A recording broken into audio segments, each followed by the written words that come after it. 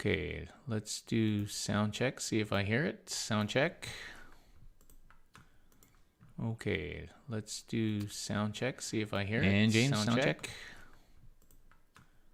Testing 1, 2, 3. Let's do sound check, see if I hear it. And James, sound check. Testing 1, 2, 3. Let's do. All right. I think that sounds pretty good. Okay. All right. Random Scrub. Chris says you can hear us. We're good to go. All right. Welcome everybody to Canhammer TV. This is a April 1st. This is April Fool's Day, and April Fools. There's no episode today.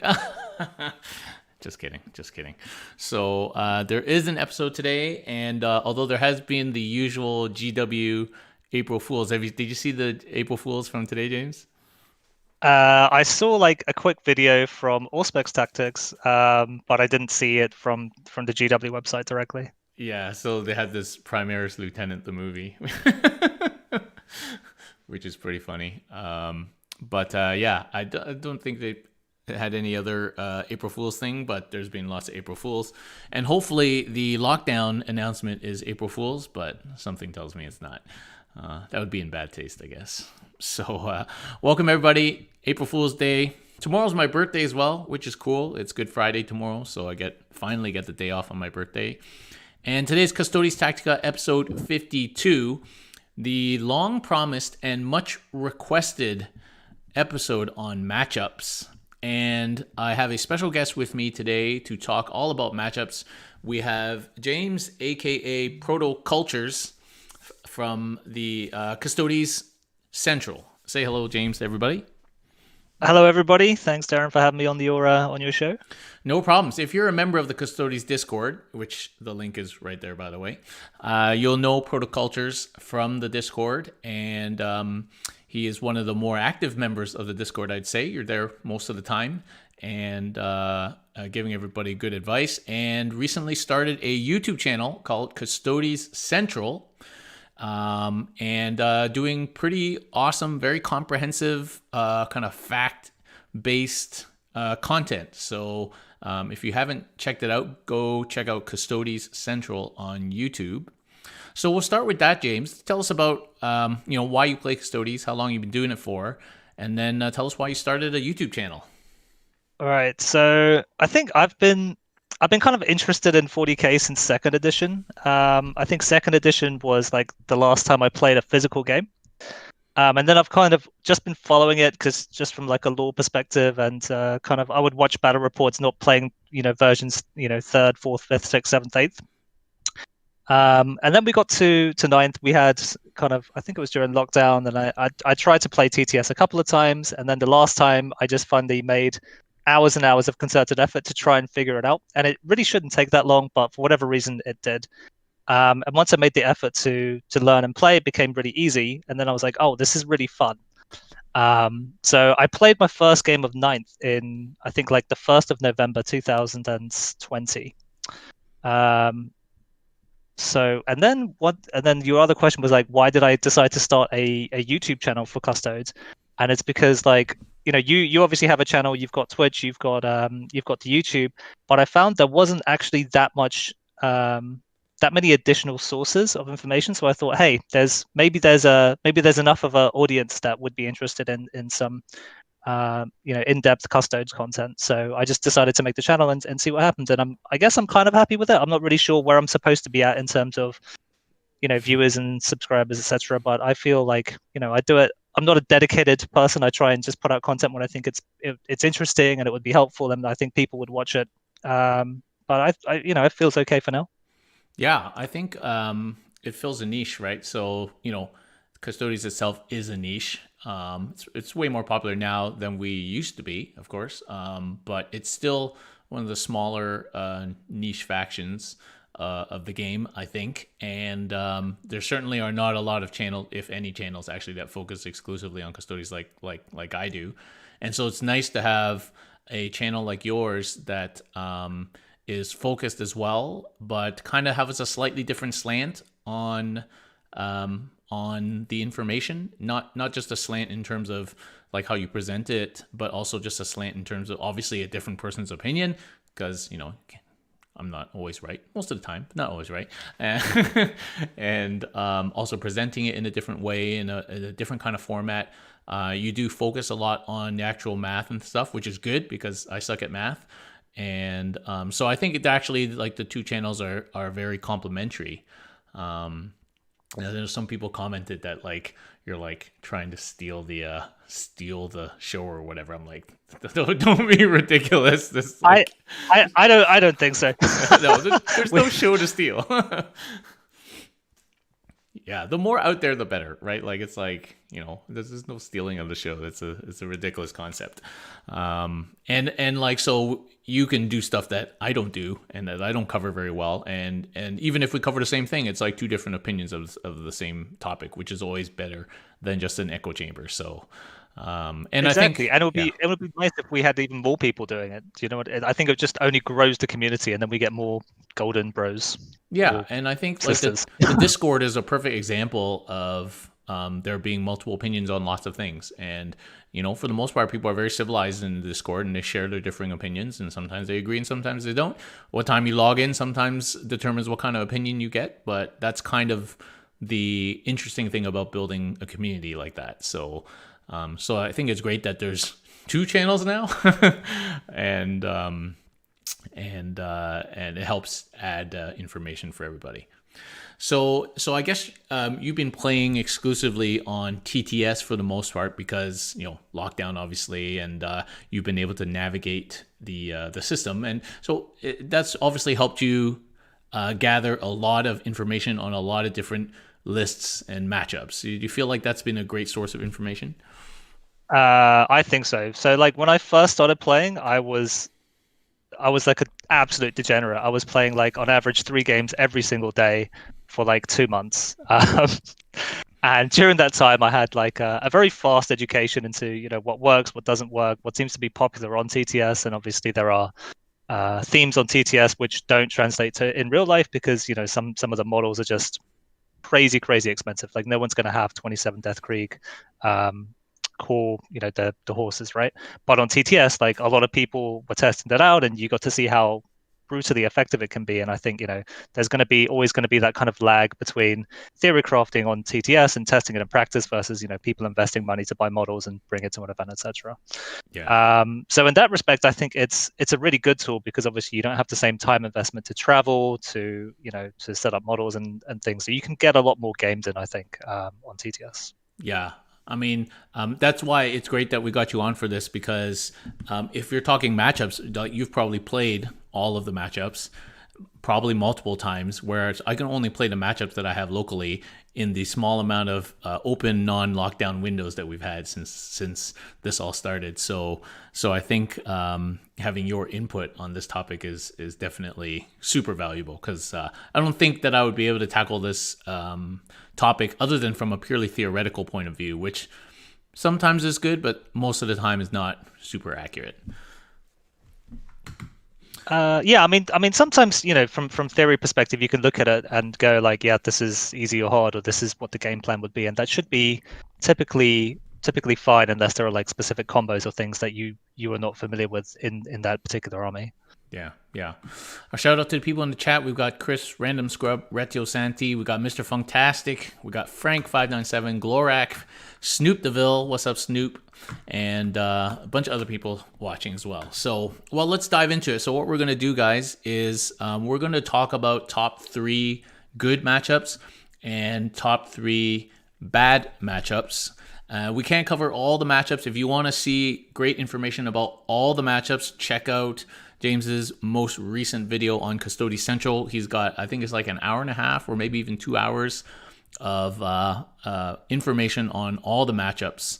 And then at the end, maybe we'll touch on, because your video actually points out that there's a pattern in terms of which units prove valuable in the most matchups. So we'll touch on that at the end.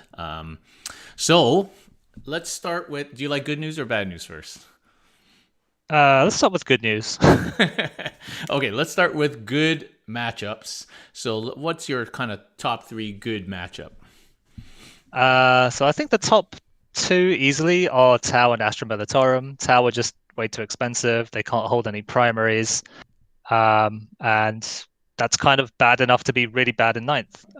With Astra Militarum, they got a bit of a break with the January FAQ in terms of how many points they're giving up for Bring It Down, but they're probably still giving up max points for Bring It Down, and like that kind of automatically giving up so many kill secondaries makes the faction very difficult to play. From my perspective, they have really good shooting, but they tend to be like a lot of their units are too good in terms of output, but they're also too expensive in terms of fragility, and they don't have like great ways to screen that out because their front line just gets blended way too quickly. I think people are trying things with Bulgrins, with the slab shields and using take cover and the Astropath to give them an additional +1.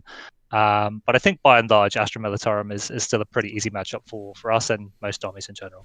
So let's talk about Tau for a minute, because Tau was one of our bugbears in 8th and before that. Tau would just wreck us without moving, seemingly, and all we could do was slowly walk towards them and get wasted. And then when you charged, you got wasted again. And so Tau was always a bad matchup for us until basically we got our book. And then Tau has become like a faction that we just step on. And rightly so. They deserve all the beatings they get from us as retribution for previous damage. But yeah, the Tau really need a new book for sure. I also feel like they almost need like a redesign in terms of how that faction works. Like it's just so like, oh, it's just like just stand there and shoot. Like how boring is that? Yeah, they maybe they need like some huge buff to Kroot or something, or make them ridiculously cheap so they can have a chance of holding some primary and not just getting deleted. Yeah, so I think like the Kroot, the Vespids, like their other kind of non-suit things could really fill gaps for them. Who knows? Maybe they could make like Kroot like a melee blending unit. I don't know. But at least for screening and stuff. But like it would be nice if it wasn't just like pure gunline. But you know, I understand there has to be some factions in the game like that. But so I'm actually happy that Tau is a good matchup for us, because I would love to thrash Tau at every opportunity. But unfortunately, nobody's playing Tau right now. So we'll see. And we have no idea when they're going to get a book, but they need one for sure. They don't play the new missions very well, I don't think. Okay, and Guard. So Guard is an interesting one. I used to play a bunch of Guard, and so, you know, you're right. They don't have good screening. They either have guardsmen who, you know, when you got things like racks and stuff like that, like the guardsmen just seem really lackluster. And then they got the Bulgrin. Unfortunately, it's just kind of one unit. And as opposed to being naturally super tanky, like say Terminators these days, stuff like that, you need like the gear, and then you need the strats, and then you need the psychic support, and it's just not reliable. And then they just die. So and they can't screen the whole army with a unit of Bulgrins. So, and then everything else gets bad touched and it's just useless. So it's like, yeah. So I feel like Guard needs a little bit of help in that respect. But yeah, I would agree with those two. I think Tau and Guard are easy matchups for us. So one more. What do you think? I think tentatively it's probably Craft Worlds. There are definitely some Craft World lists that can give some Custode lists a hard time. And typically tends to be if you're light on terrain and you get an unfavorable mission and you don't have enough shooting, you can sometimes just be kind of kited for enough turns that you just don't have enough army left. But I think typically that doesn't happen if people have kind of constructed their army to have enough shooting and mobility that they can just close the distance, because again, Craftworld don't have things that can really hold. Like they have the Wraith, like the Wraith guards, but I don't tend to see them competitively. I understand, like in practice, like yes, you could have them and they could hold an objective, but they're not obsec while they're doing it. So that's kind of like another sort of problem with the army. Yeah. Shout out to some new viewers, Byron Alves, who thanks us both for content. Thank you, Byron. Sensononical, who is a Tau player and agrees with our assessment. It's always good. Shout out to Tau players. Damn Tau players. Isaac White's here. Got some dude spamming links to big follows. And Wargamer Ape also just found us recently. Custodes player. Totally Random Quest. That's a cool name. Also found us recently. And so that's cool. Welcome, guys.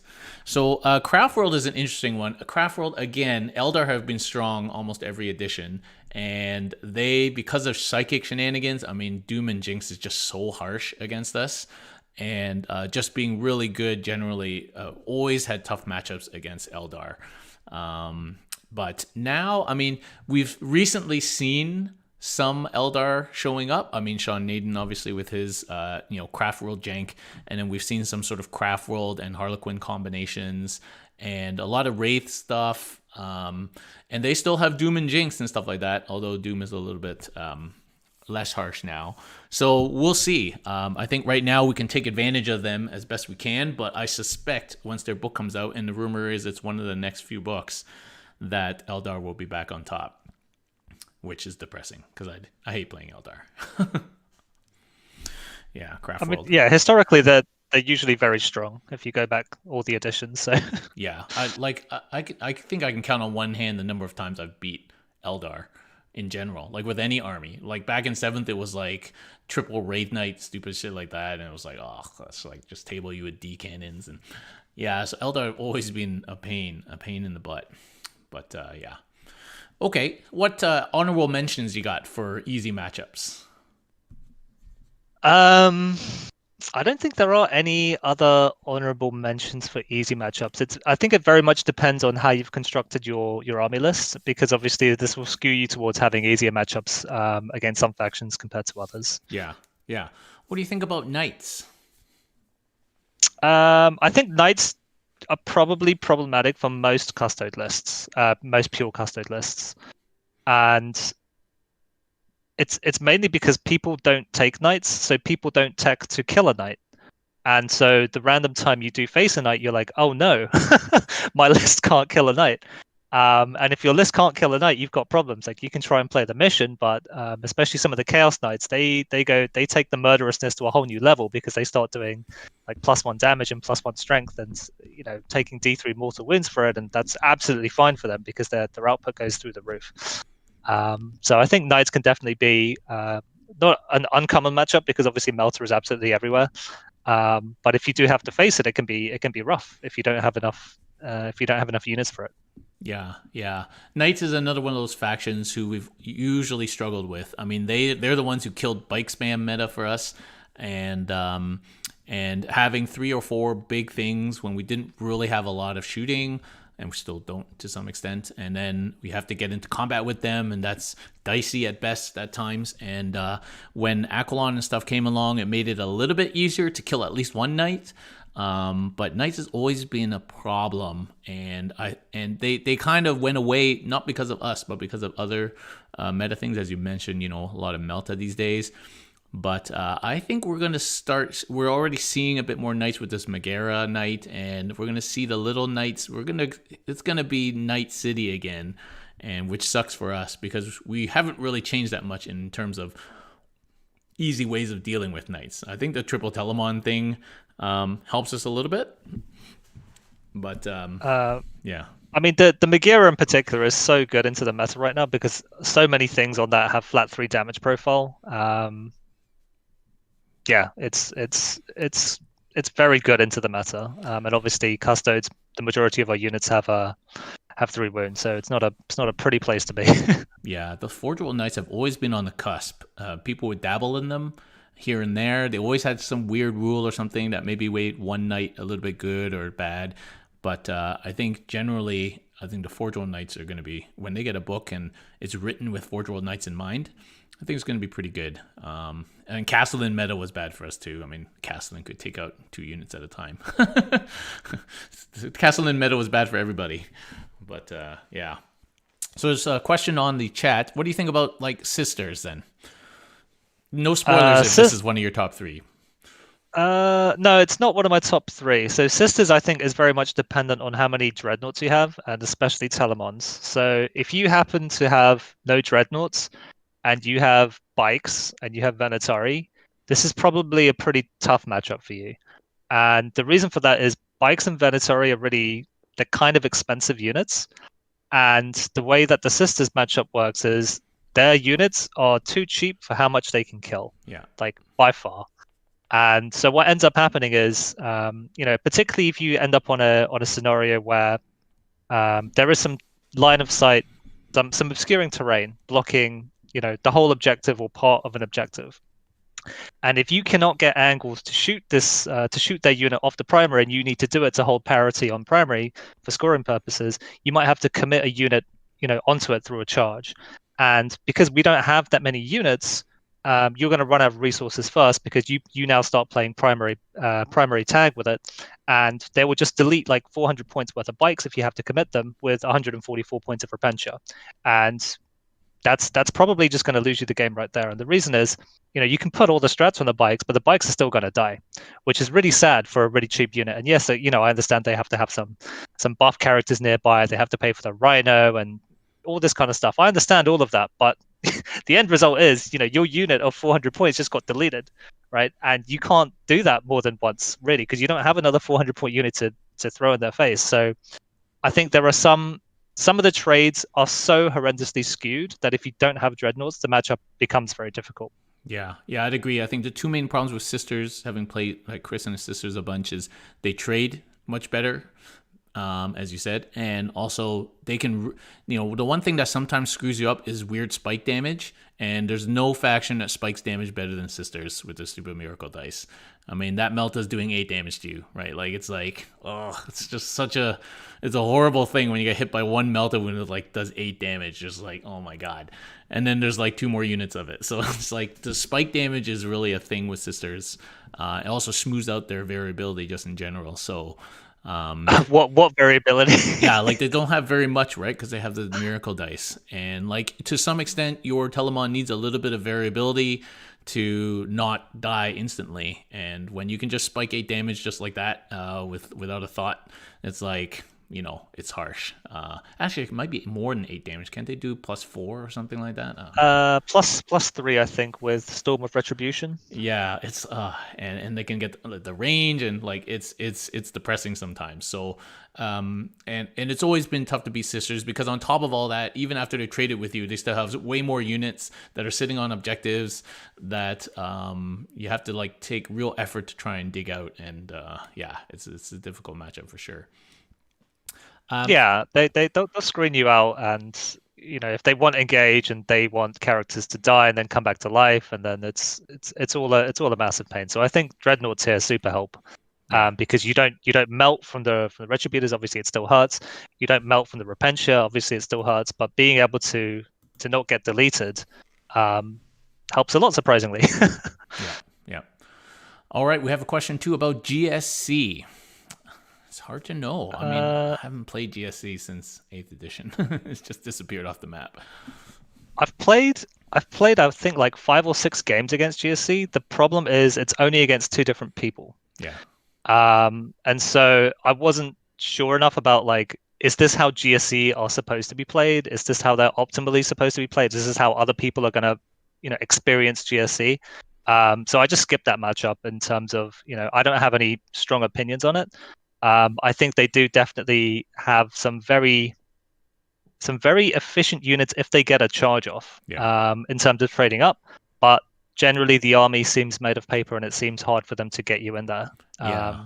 Yeah. Like I think if you can survive a hit, or if they fail somehow, like there's no army that melts faster than GSC to anybody, and especially to us. But they got a lot of shenanigans, and who knows what the new book is going to bring. I haven't sold my GSC army for that reason, but yeah, I got to say I haven't played them since 8th. And so Grey Knights, let's talk. There's a question about Grey Knights. Grey Knights initially was a hard matchup for us when the sort of double paladin stupidity was really popular, and then they kind of fell off the map a little bit. But as a basically where every unit can kind of smite you, one would assume that this was a very difficult matchup for us. But I haven't found it in the couple of times that I've played them anyway. Not that many times. What do you think about Grey Knights? I think the last time I played Grey Knights was before the January update. It was actually a very close match, and the reason is they were really way better than us at secondaries because I think from memory it was hard to score highly on secondaries versus Grey Knights. Yeah. And but the matchup generally came down to, can you remember the Tanglefoot when the Nemesis, the what's it, like the HQ Dreadnought comes down and tries to smash you with his demon hammer, right? And if you can get the Tanglefoots off, or you can get the Auspex scans off, that mitigates it a lot. So again, I haven't played it enough to say like this is how they're generally played, etc. But I think them having like one wound like kind of hurts them a lot. Yeah. Obviously, most of our damage like doesn't care that much if they would have one or two. I mean, sometimes it would do on a D3 damage, but Yeah. like our shooting just does straight 2 damage for most things. So Yeah. Yeah. Yeah, that definitely hurts them. Abhor the Witch still hurts them. It definitely did before the update. It was like an auto, like 30 points basically. And so it's always hard playing against such a handicap, basically. Even after the change, it's still good against them. So, and like with any army that's so reliant on psychics, like there will be times when they just fail. It's like everybody has those games. And we do, even without sisters, we have a bunch of stratagems that can really help block key moments in the game when they really need that power to go off or whatever, and that's really important. So yeah, so I think Grey Knights is okay. It's like a middle of the road.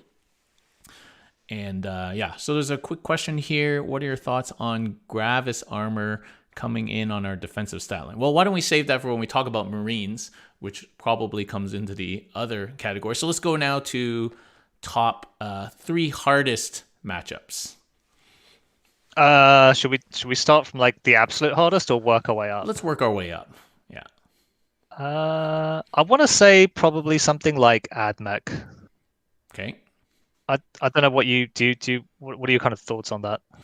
I think AdMech are hard in their many different guises. I mean, they have actually now. I haven't seen the new Army of Renown played yet, but I mean, in the old days, like if you get shot by robots, you're dead.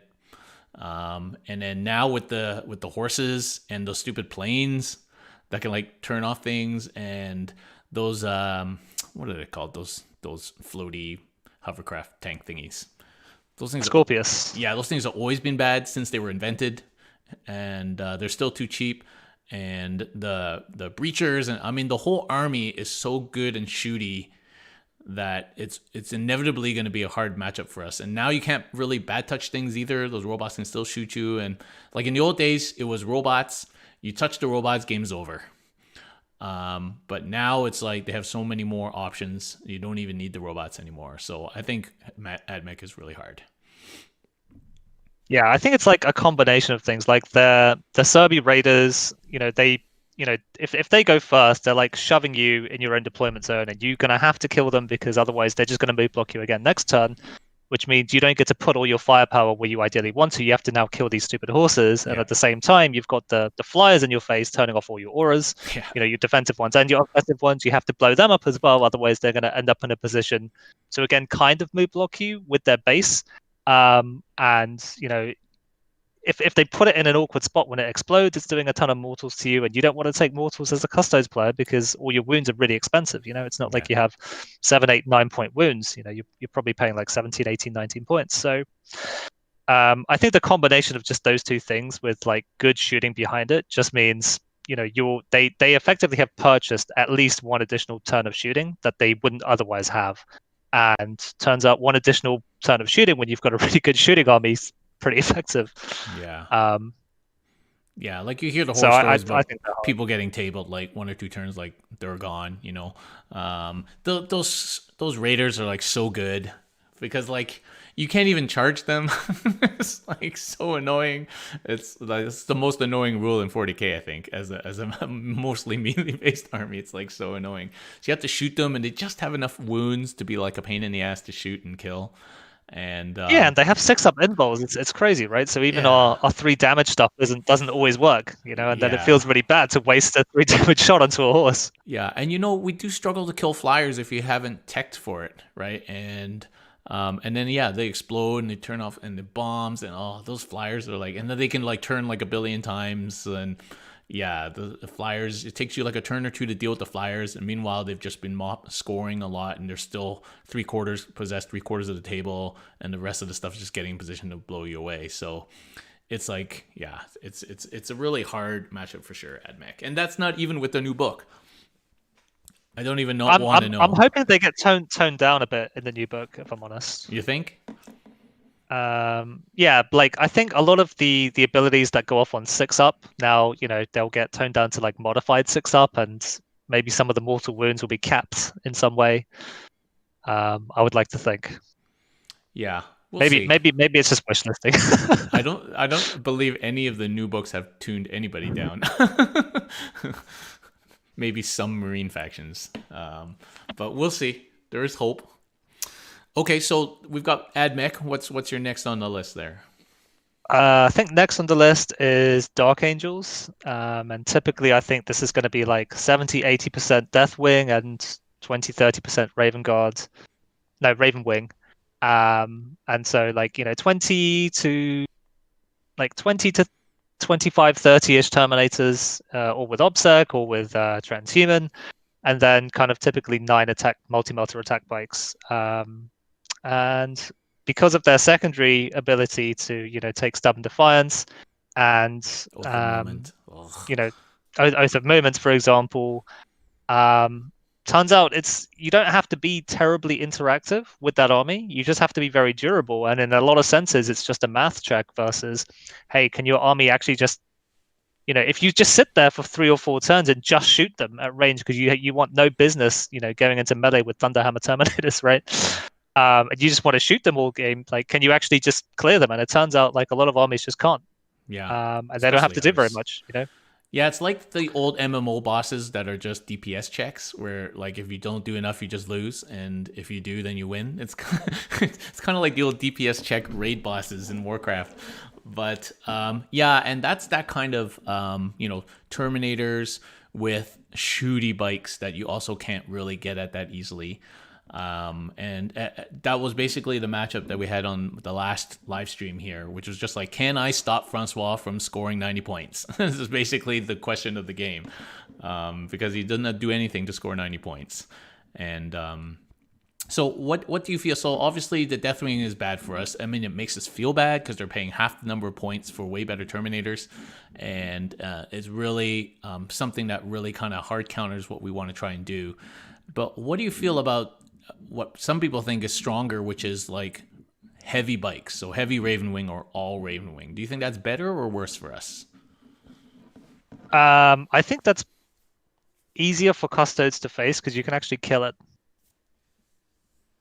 right? Yeah, So irrespective of army composition, you've now got a game. Whereas if your army comp just can't deal with 20-30 Deathwing Terminators, it's just a feels bad because if they roll a 6 on turn 1 for their advance and that lets them get onto a primary, like that could be the game right there, right? So I think obviously for a fun game, it's more fun for you as the Custodes player if they have more Ravenwing units. yeah, I would agree. I think because Ravenwing's just not as durable. They don't have the auto trans. I think that's one of the huge factors. Is this auto transhuman business.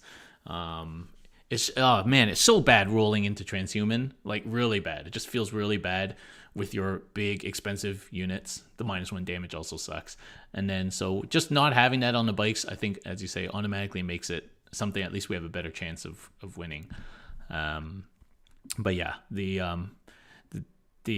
auto transhuman is just like it's really strong, and of course, it's that in conjunction with OBSEC and the ability to combat squad, right, which gives them access to while we stand, we fight. It's just insane to me. But anyway, yeah, it's definitely a lot, and I love how they kind of bring out an FAQ and nothing much really gets changed. But anyway, not that I expected them to change it in an FAQ, but it would be nice to tune something down.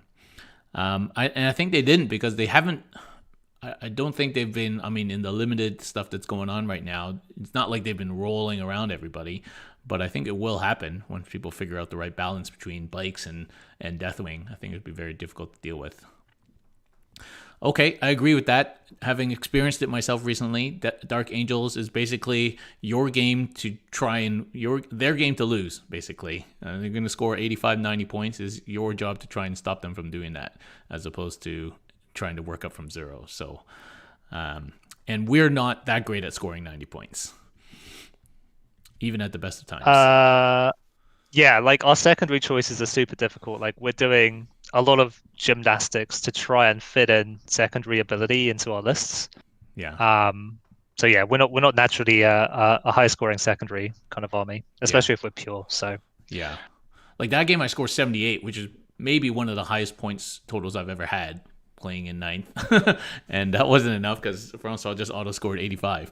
But yeah, it's difficult to counter that kind of thing. Okay, yeah, I think it's probably is it worth touching on kind of what's effective into Deathwing or yeah, let's talk about it.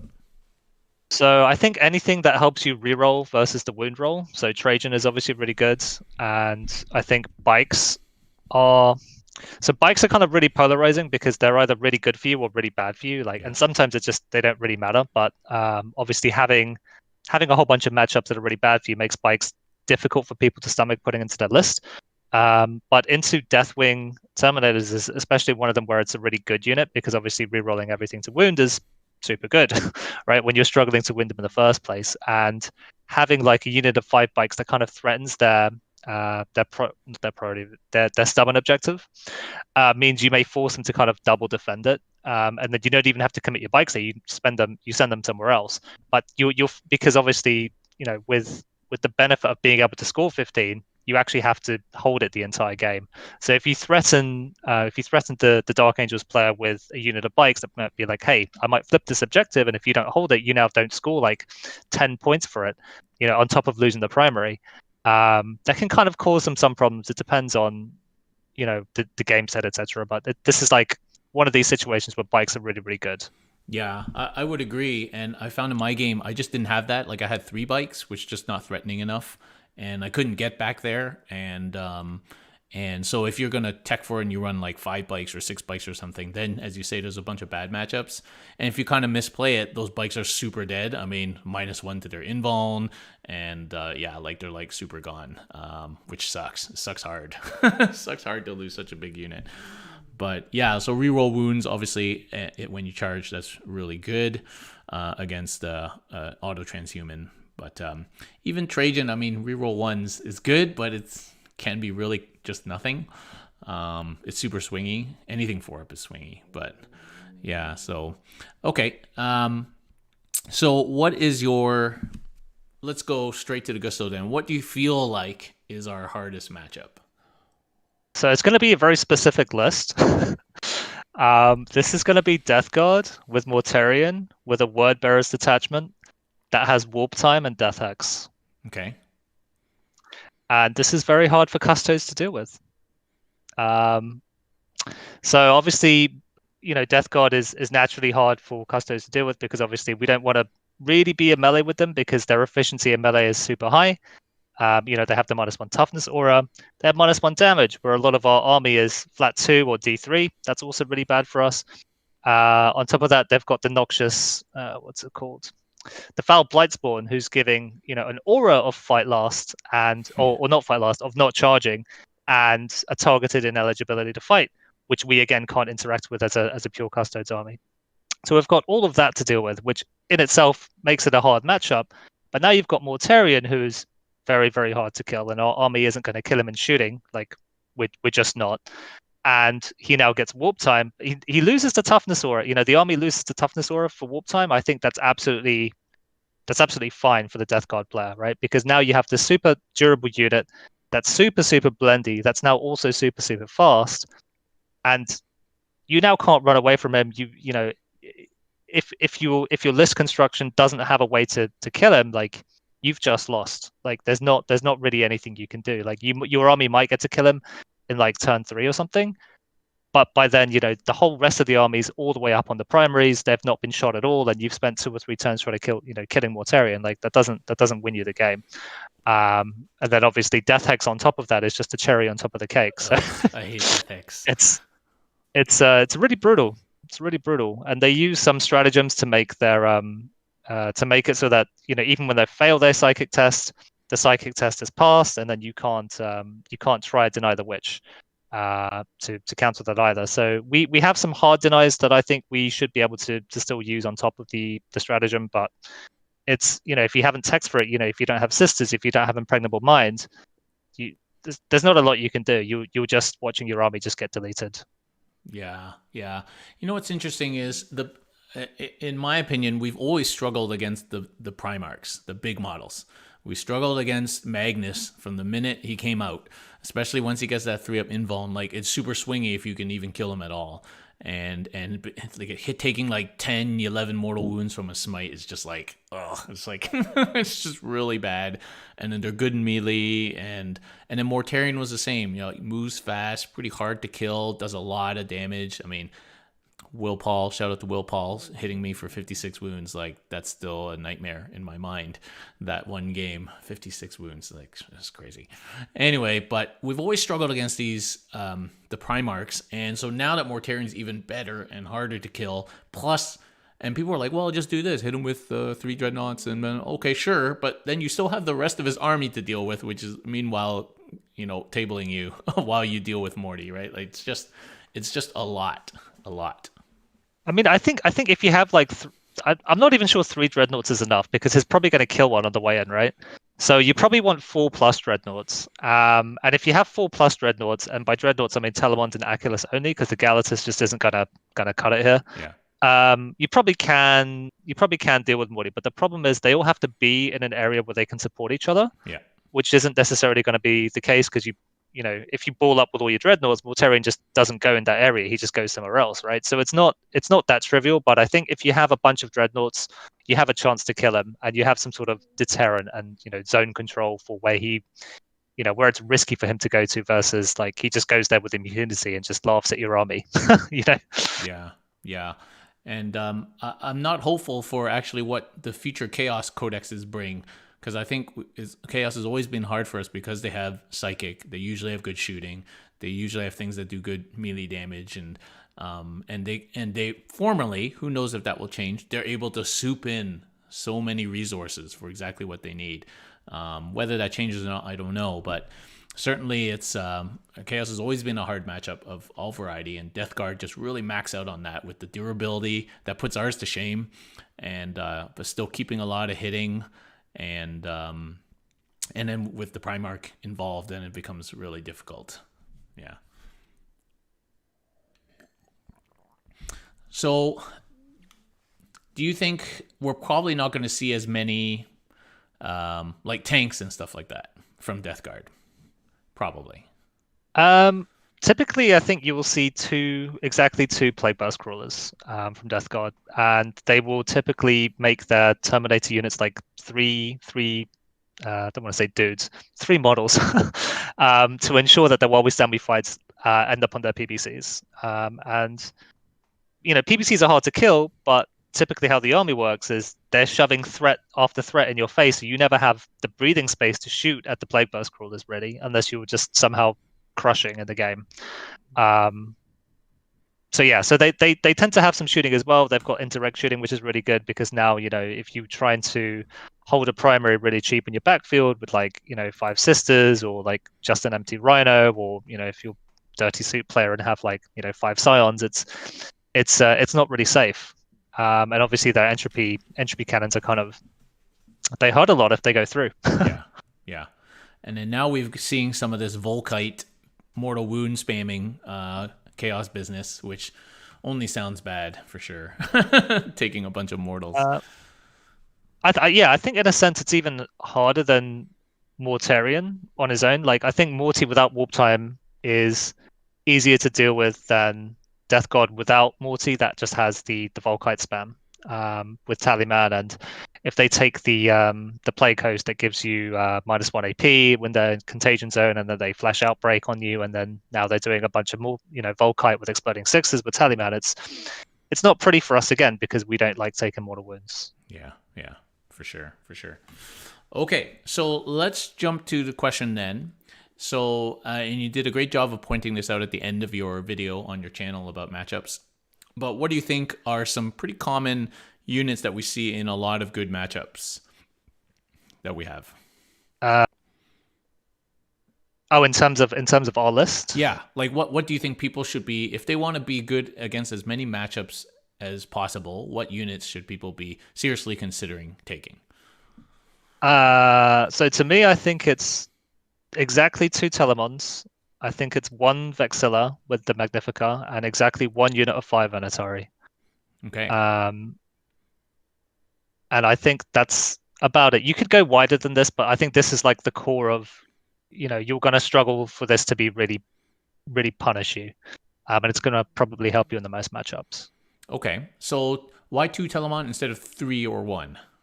I think most people agree Uh, that Bertha is great right now, and but why two instead of three or one? so one is better than none, but two is better than one. In, in terms of if you want three Telemons, you're going to have to pay like either 3 CP for a spearhead, or you're now going to have to take a battalion, and then you now need 3 troop slots. And paying for 3 troop slots and 2 HQs is actually really expensive. Yeah. And paying all of that kind of troop HQ tax to me isn't worth the additional Telemon that you get in a battalion, and probably you run out of points because you want some other stuff on top of 2 HQs, 3 troops, and 3 Telemons. Yeah.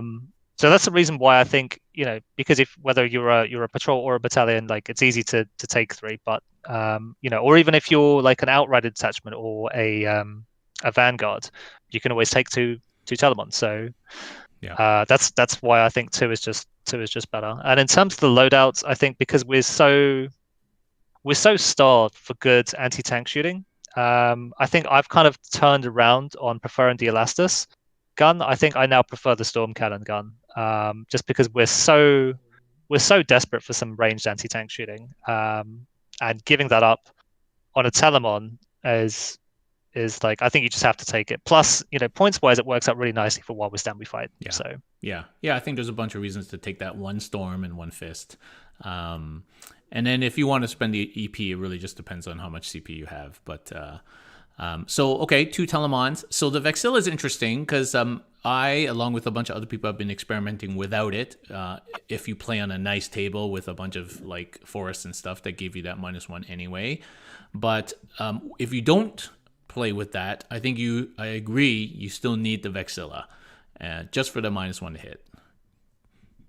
yeah, I think if you have bikes, it's just mandatory. If you play Terminators, it's just mandatory. I think the only kind of situation where you wouldn't think about taking it is if you're just very dread heavy, and your dreads aren't like your dreads don't benefit as much from the Vexilla as having just 2/3 of another dread. Do you know what I mean? So Mm-hmm. when they're inherently tough enough that you would just rather have more stuff, that can be one of the situations where your Vex isn't super necessary. Yeah. But I mean, the maps that I tend to play on WTC pack, they do have some of them don't even have dents, which is why I really like having a Vex.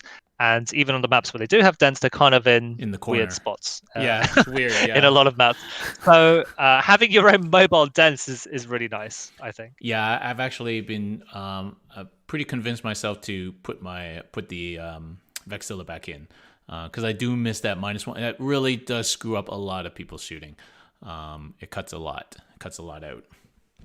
Okay, and Venatari. Well, I don't think we need to talk too much about Venatari. Venatari probably one of our best units in group of 5, and very shooty against everything other than -1 damage. It will just wreck, and very mobile infantry. So I mean, Venatari has so much going for it, and reasonably priced. Not money wise, points wise. So yeah. Okay. And also worth mentioning, very weak against 0-up saves, which Dark Angels, Deathwing Terminators have in abundance. So Yeah.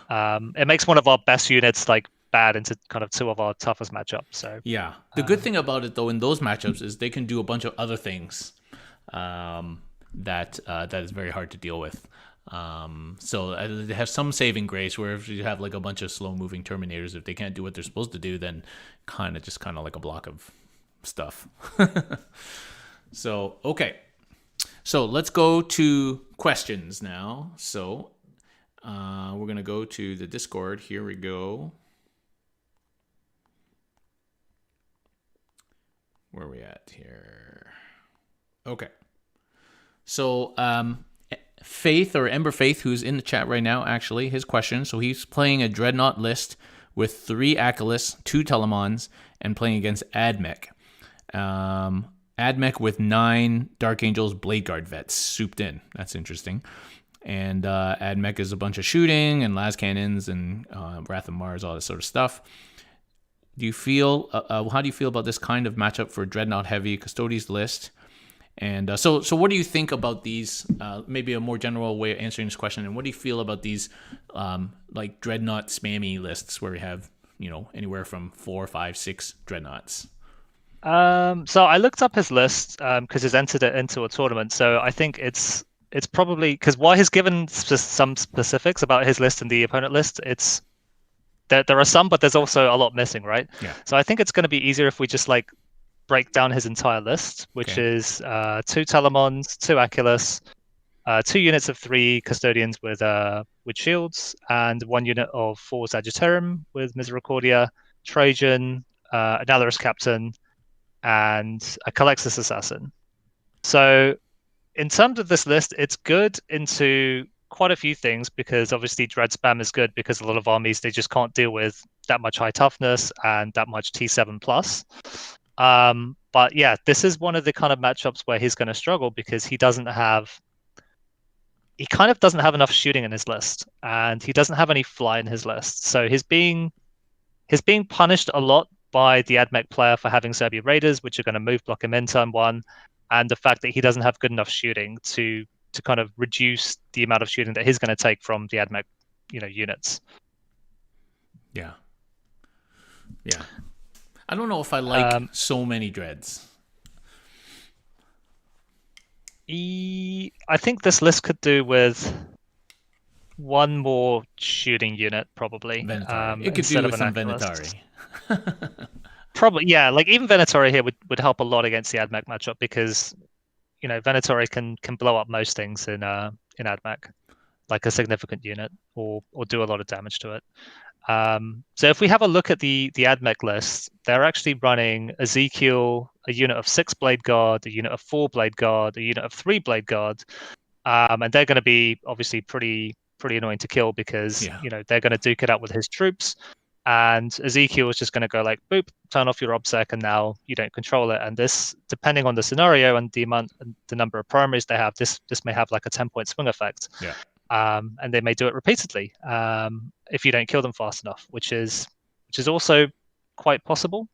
They're going to have 3 units of 5 vanguards, so they'll just be able to screen out or do banners or do all the actions that they want. They've got Call for the 4 rerolls. They've got the Engine Seer with the Divination of the Magos for the exploding 6s. They've got a unit of Rust Stalkers that is going to let them do Scramblers. And so they've got away with it a little bit here in terms of the rest of the lists. They've only got 5 Iron Striders with las cannons, and that's the unit that's going to do work on all the dreadnoughts. But they've only got 2 units of 3 and 4 Serbi Raiders, and all the Scorpius Disintegrators are with the energy cannons instead of the Ferromite cannons. Yeah. So if these were Ferromite cannons and he had some flyers, he would be in a lot of trouble versus a skilled opponent. But the way that they've constructed the rest of their Admech list, he's got chances here, I think, because obviously the energy cannons just aren't going to be very good against anything apart from his Sagittarium. Yeah, it's an interesting list, that combination with so many Blade Guard. That's an interesting list. Okay, let's move on to the next question here. Hopefully that helps Faith there. What can we do against DG and Morty? I think we talked about that already. What do people do against tons of Eradicators, Melta attack bikes? So I think actually you have to make sure that they shoot the things you want them to shoot. And obviously you need to be playing Shadow Keepers. And remember, to do the crazy Melta damage, they do need to be in Melta range, which then means you can hit them back. So I think you can...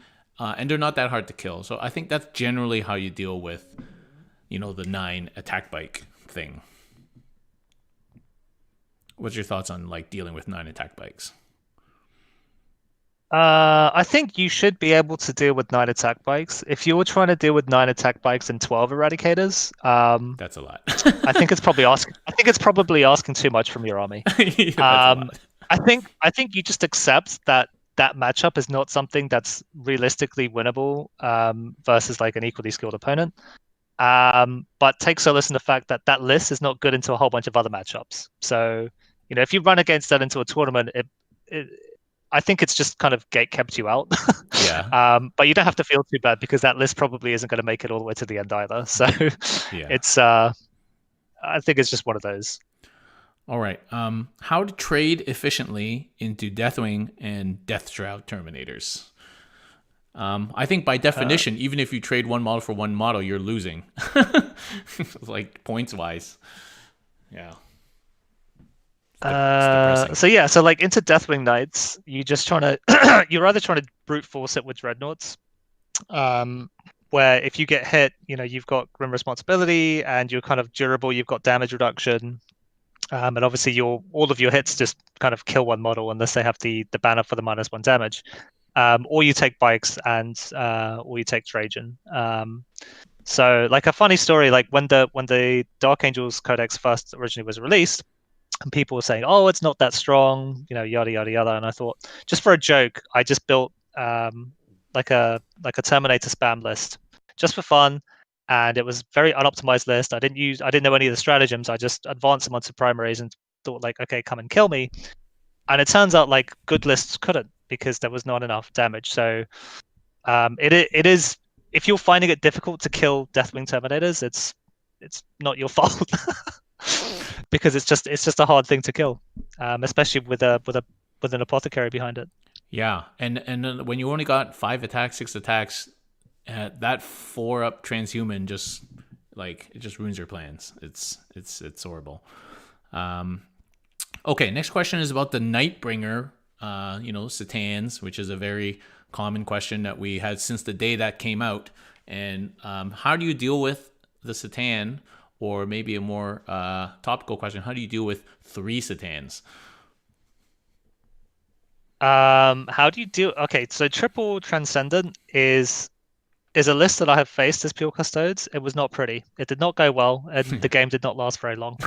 Um, because they'll kit them all out to have 2 powers, and they'll like pay to change powers so they all get Sky of Falling Stars. And if you've taken units of more than 3, it's really easy to roll under 5. And then you're taking D3 times within 24, and you just don't have enough wounds to be able to absorb that. Yeah. So I mean, you can try and rush them and things, but I think generally most pure custode lists are just going to fold to triple transcendent Catan. I think. Yeah, it's not too dissimilar to the old triple vault that used to table me all the time. This kind of stupid stuff. Okay, target priority against AdMech. So what do you shoot first? Skirmishers, dogs, cataphrons, tanks, laser chickens, planes. I think we kind of talked about that. Like you need It's to take the planes out. Then you need to take the dogs out. yeah. So you like this is how they buy their extra turn of shooting, right? Yeah. Because you have to kill the dogs, you have to kill the planes, but I think there are some matchups where if they only have one threatening unit to your key units for the matchup, and if you take it out, your key unit becomes functionally immortal all game. It can be worth like just accepting that you're going to be really, really behind on primary because you haven't dealt with the horses. The problem with that is usually You can't get there. the admit killing units. They're not hard to hide, and so you probably just don't have line of sight to them turn one, even after your move. So typically, you do just end up killing the horses and the planes first. But Yeah. the nice thing about that is because they're flyers, you don't need like it's easy to have line of sight through ruins, so you can still be obscured from their shooting units while you get to kill the stuff that you need to deal with turn one to start the game effectively. Yeah. Yeah. All right. Have you played any into New Drukhari yet? Should we pass on this question for a few weeks? I'm gonna have to pass on Drukhari. I don't think I've played into the new one that I remember. Yeah. Yeah, I saw one game with Skari, with new Jakari versus a Custodes player, but I don't think the Custodes list wasn't particularly optimized. So we'll have to pass on that question for now. Um, Thoughts on Custodes against the Silent King? It's nice to be able to kill him, right? Yeah, Versus Nightbringer, where you can't kill him. yeah, So if you've got Venatari with superior fire patterns, go to town. If you have salvo bikes with Archaeotech munitions, go to town. If you have Palace, go to town. You're re-rolling wounds. Sagittarium can even do some chip damage here, and it's good because now your 2 damage profile isn't being wasted on warriors or immortals or something. And I typically think your list should have enough guns to one-turn him if he pokes his head out. And if it doesn't, you should probably think about having a few more guns in your list. The problem with Nightbringer comes around turn 2, if they're very aggressive, or turn 3, where you dump a lot of shots into him, but he actually doesn't die. So the end result is you haven't reduced the output of their army. And Silent King lives, and he charges you, and he makes all of your stuff fight last. And that can be really bad. So, try and avoid that situation by putting shots into them early. Unless, obviously you need to deal with the wraiths that are in your deployment zone turn 1 if they're the pre-move game version. Yeah. Okay, next question. We already answered the one about Vexilla. Vexilla against Guard is so good. I mean, it's almost mandatory against Guard. But do you think it's worth taking it as an auxiliary for 2 CP if you don't have the elite slot? Nope. No, I don't think so either. Definitely not. How about the Galatus Dreadnought? Do you think that's useful? What kind of matchups do you think it excels in? Galatus would be really good into like Orc Horde. It probably is good into Sisters. It's probably good into Tau because it's just like a tanky unit, right? That wants to move up the board and bad touch something, right? So it's probably good into Guards, probably good into Craft Worlds, it's good into Tyranids, would it be? Probably not as good as an Aculus into Tyranids because of the flat 3 and strength 7. The -1 damage really kind of tones the Galatas down for sure. Yeah, and I think it's really good into Sisters. Into Knights is not as good.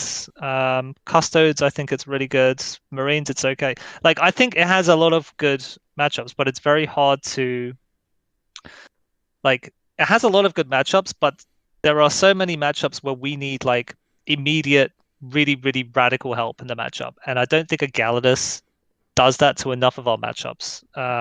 So it becomes a lower priority in terms of your list. Obviously, if you're facing a lot of if your local meta is 3 players and they're all playing these matchups, then obviously, go for a Galatus and be really happy with it.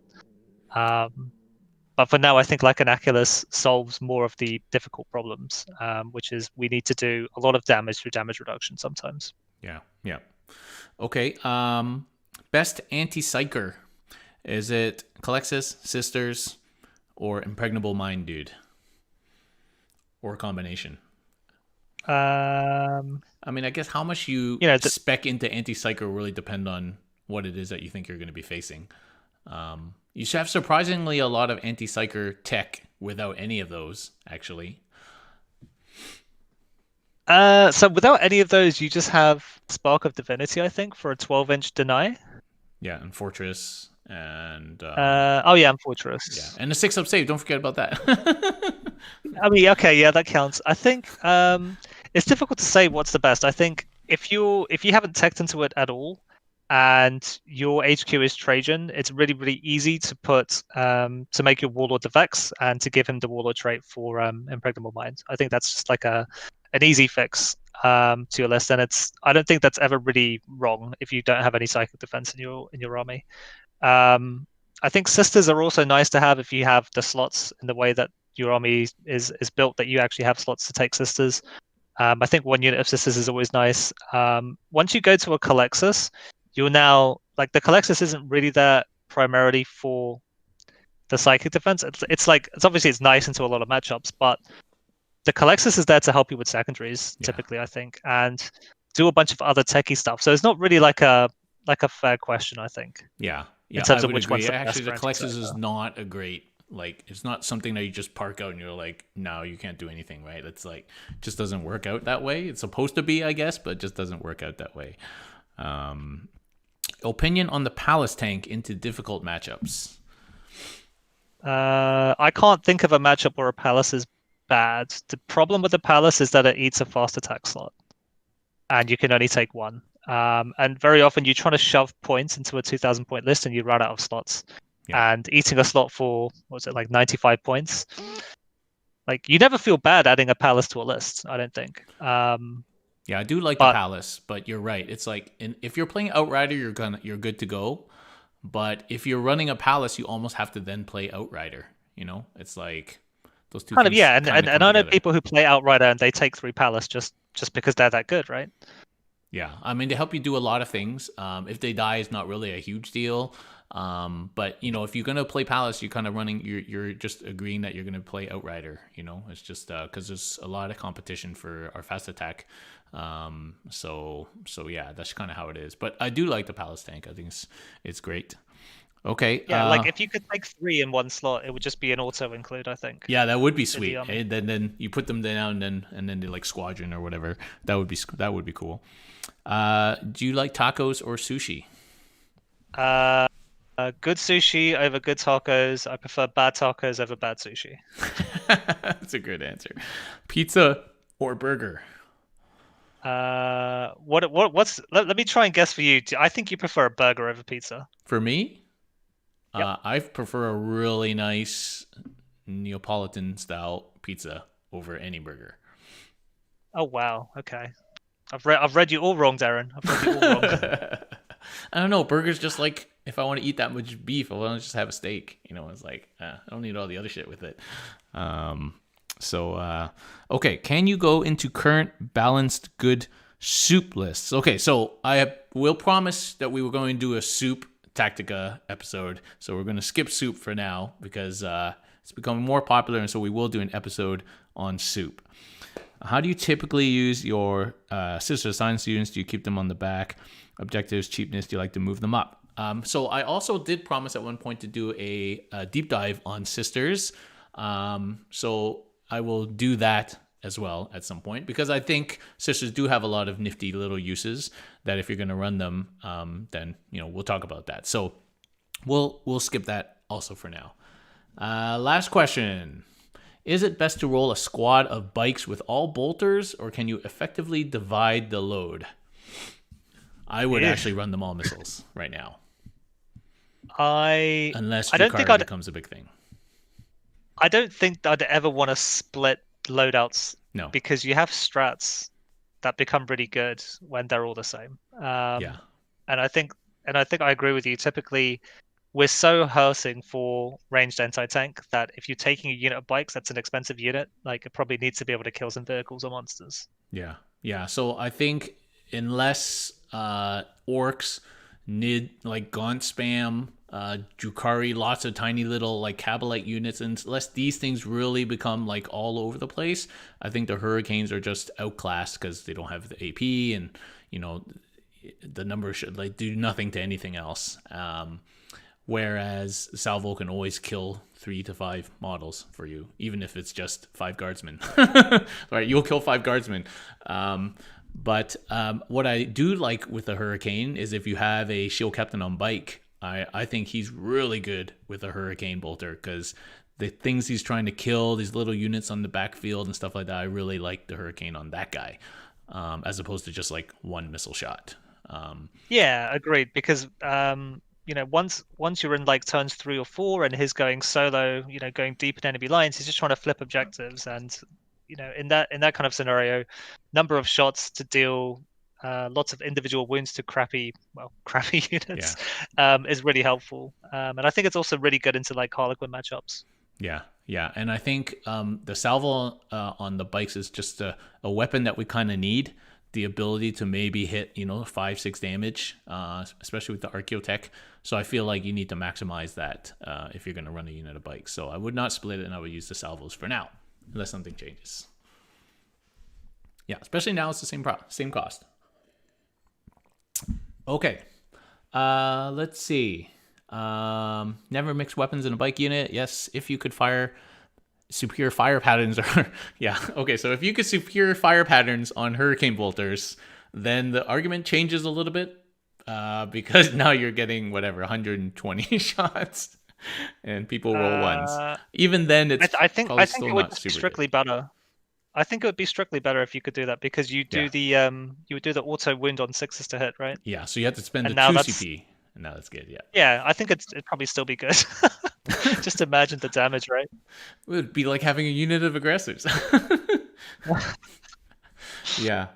So that's it, guys. Thank you very much, James Protocultures, for joining me today on this talk about matchups. It was great to have you on.